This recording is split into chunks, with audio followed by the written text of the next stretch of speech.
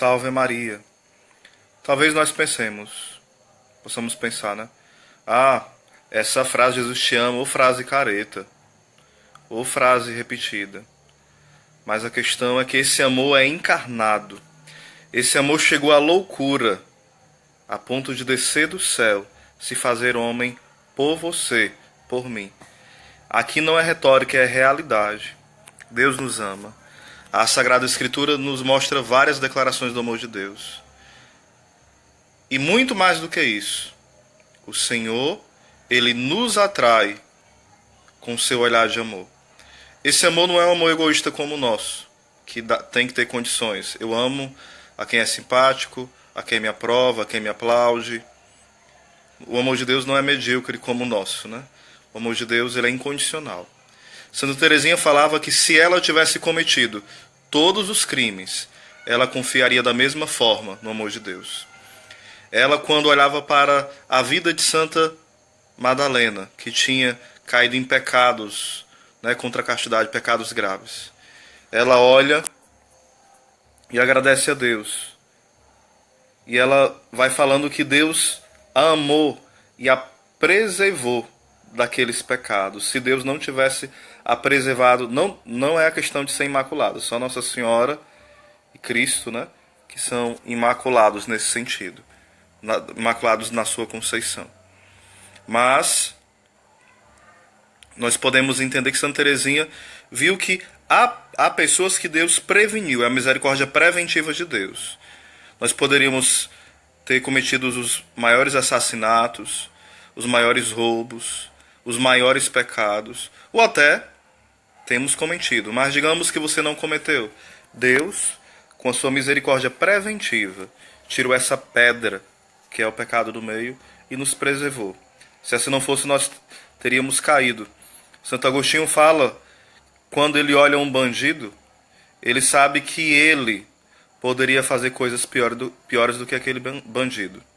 Santa Teresinha, tendo mesmo esse entendimento, ela olha para a Franzine e vê que ela pode adotá-lo como filho, filho espiritual, e começa a rezar por ele, e ele se converte.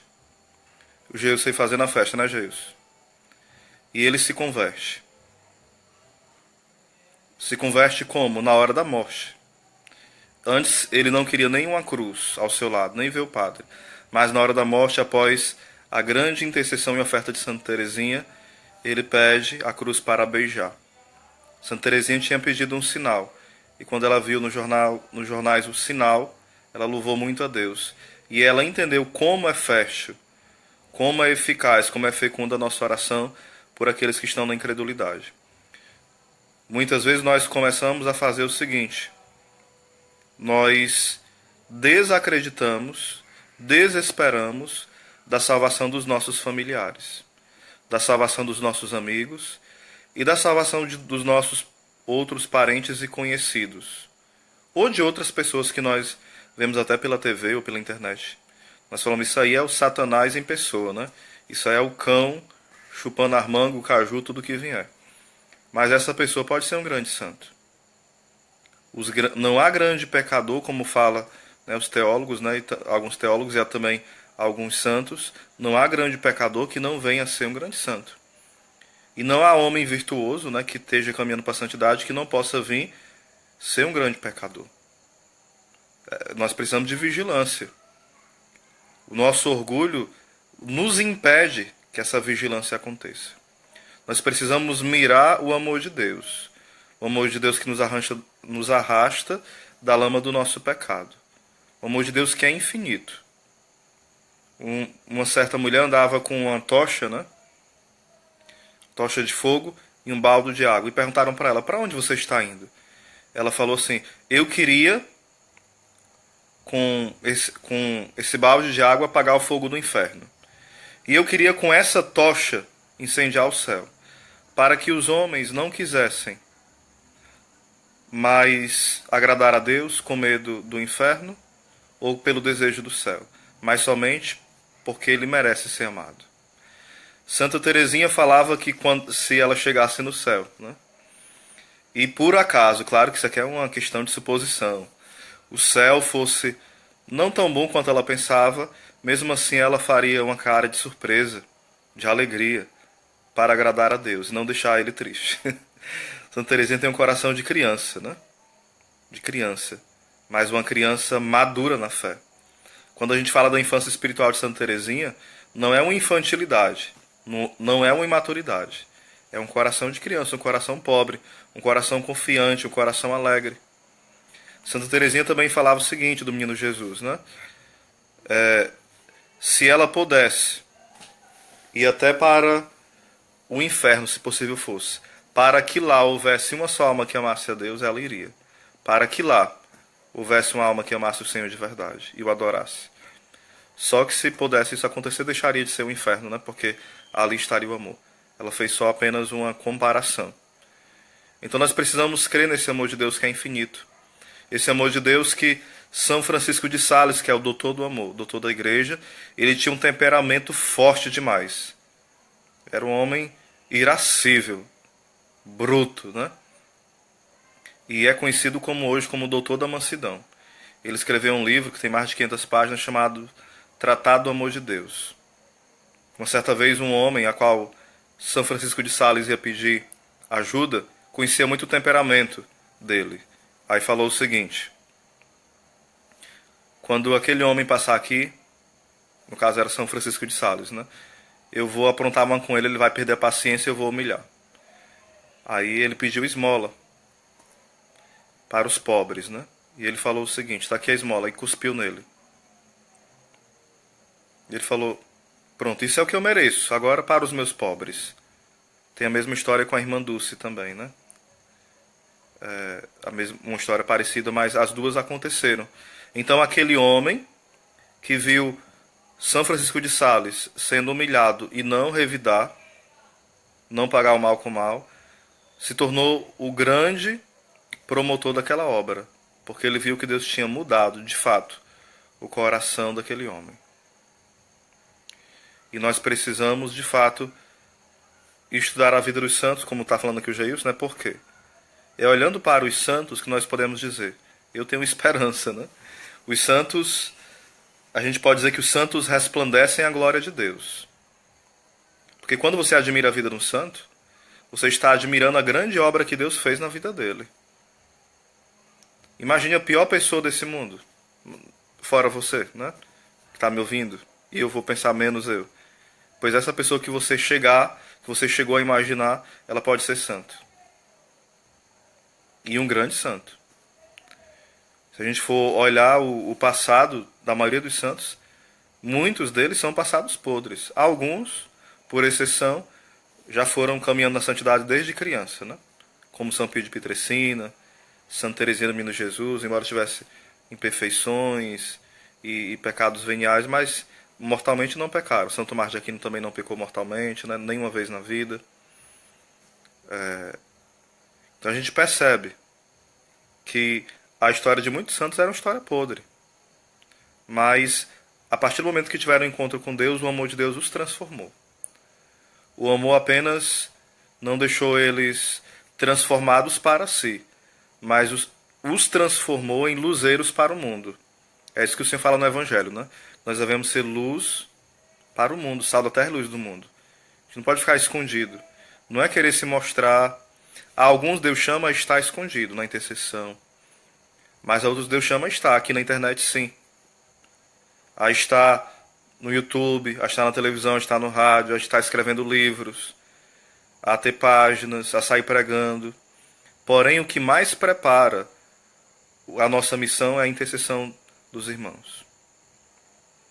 Porque a terra que o missionário visita já foi visitada pela intercessão das freiras, pela intercessão dos padres, pela intercessão das carmelitas, pela intercessão de mães de famílias que choram, pela intercessão de jovens que dão a vida pelo Senhor, rezando.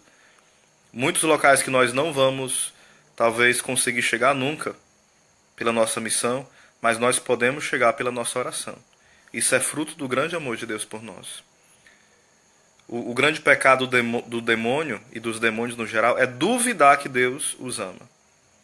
Eles sabem que Deus existe. São Tiago fala que o demônio crê que estremece, treme de raiva. Raiva porque ele duvida do amor de Deus. Por que que o ateísmo e o satanismo cresce tanto no mundo e as falsas doutrinas? Porque as pessoas não sabem explicar o mal, não sabem por que existe sofrimento, ficam com raiva de Deus e acham que Deus é o culpado, e parece que Deus, no pensamento dessas pessoas, é o próprio diabo, né? O próprio mal. E por não saber explicar, ou viram ateus, ou agnósticos, ou satanistas, ou revoltados, ou indiferentes religiosos, ou depressivos, ou suicidas.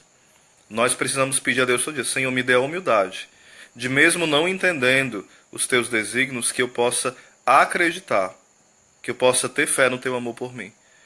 Porque quando nós acreditamos no amor de Deus por nós, mesmo que a gente não compreenda a situação difícil, né, de liseira, de traição, de decepção, de calúnia, de tentações, de provações uma atrás da outra, mas nós sabemos que Deus está nos conduzindo mesmo nessas situações. Aquilo que gritava, né, o Senhor, lá em Gênesis: onde estás? Quando ele pergunta onde é que Adão está. Não é porque Deus não estivesse vendo Adão, Deus vê tudo. Mas ele está com saudade do Adão que ele criou, sem pecado. E ele quer que aquele Adão reconheça o pecado, mas Adão se esconde e ainda vem com desculpa esfarrapada. Deus também continua perguntando hoje para nós: onde estás?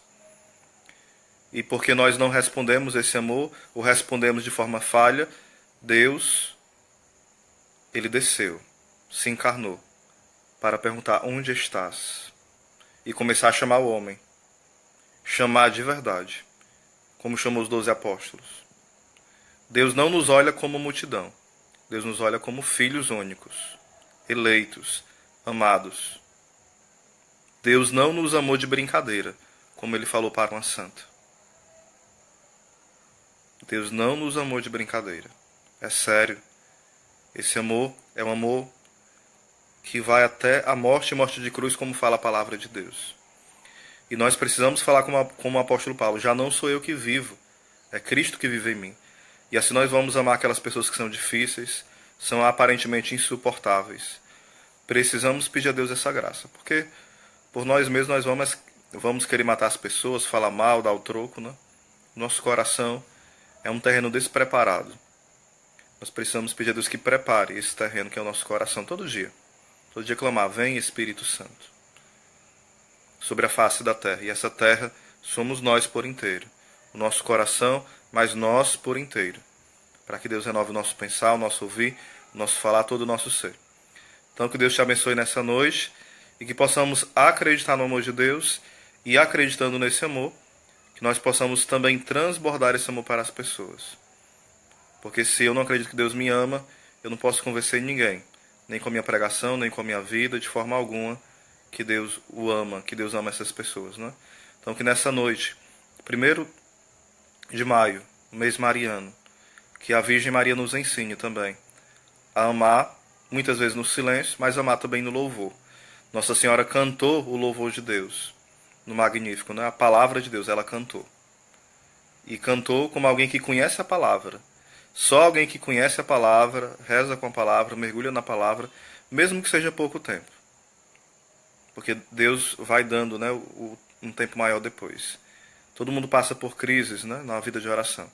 Eu, por exemplo, tenho passado um tempo bem difícil na minha vida de oração e peço a você que reze para que eu possa corresponder à minha vida de oração de fato, uma vida interior verdadeira. E Santo Afonso fala que meia hora para quem está iniciando é muito bom. Santo Inácio de Loyola fala que ele indica 1 hora para quem for fazer os exercícios espirituais que ele indica no livro dele. Ele indicava para os seus filhos, né? E Santa Teresa de Ávila, ela indica 2 horas para a gente chegar ao ponto ideal de ter uma amizade mais profunda com Deus, as 2 horas, né? Então Santa Teresa de Ávila, doutora da oração, indica esse caminho de 2 horas para que a gente possa ter uma afinidade maior, uma amizade mais profunda com Deus e ir crescendo nas moradas. No mínimo 2 horas. Então é meia hora, 1 hora, a gente vai crescendo no tempo e no amor a Deus e na maturidade da oração. Se regredir, não desanima, retoma de novo. O importante é não parar. A paralisia é uma obra que o demônio quer causar em nós. Uma paralisia espiritual. Caiu, levanta. Tinha um monge que ele caía várias vezes no pecado contra a castidade. Mas toda vez que ele caía, ele fazia penitência mais forte ainda, rezava mais forte ainda e buscava o sacramento mais forte ainda. Aí o demônio apareceu para ele e falou: eu não vou mais te tentar nesse pecado aí não. Porque quanto mais você cai, mais santo você fica. E a gente precisa ser desse jeito. Às vezes nós estamos em pecado mortal, nos escondemos da celebração, do texto, da missa, da oração pessoal, e só achamos que devemos voltar para a oração quando tivermos bem lavadinho, confessado. Não. É ir para Deus sujo, podre, imundo. Deus nos ama de verdade. Deus não nos ama depois que a gente se confessa. Não. A confissão é extremamente necessária para que a gente não possa perder o céu e cresçamos em santidade. Mas Deus nos ama quando nós estamos na podridão, fedendo mesmo, sujo, nojento, né? Só o cadáver, e nos ama quando nós estamos bem na vida espiritual. Então a gente precisa estar atento a isso, porque muitas vezes o demônio faz o seguinte: nós caímos num pecado mortal, aí o demônio fala: ó, você caiu em um. Enquanto você não se confessa, cai em outro, em outro, em outro. E nós muitas vezes vamos caindo na do demônio. Ele passa uma rasteira e quer que a gente permaneça lá caído, enquanto não se confessa. Isso é perigoso, cuidado. Isso é muito perigoso mesmo, porque, por exemplo, se eu peco mortalmente, Deus o livre, eu devo pedir a Deus perdão naquela hora, pedir a contrição perfeita, um arrependimento profundo, e logo, logo buscar a confissão, o mais rápido possível. Se eu ficar me entregando ao pecado, é sinal que eu não estou arrependido. E se eu morrer naquela hora? Fica difícil. Vamos pensar nisso, né? Deus nos ama e vamos mergulhar nesse amor. Um abraço. Fica a dica do livro Tratado do Amor de Deus, São Francisco de Sales, e também o livro Filoteia, de São Francisco de Sales, o Doutor do Amor e da Mansidão. Um abraço.